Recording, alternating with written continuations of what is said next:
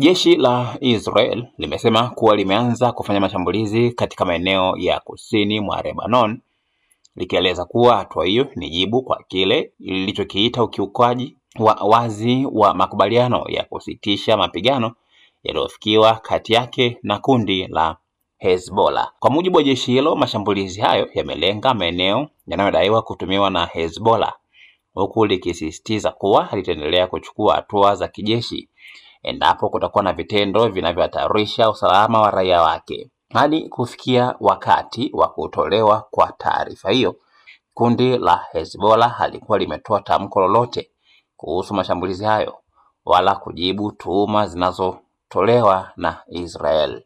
Mashambulizi hayo yanazua hofu na kuongezeka kwa mvutano katika mpaka wa Israel na Lebanon, huku wadau wa kimataifa wakihofia uwezekano wa kuzuka tena kwa mapigano makubwa katika eneo hilo.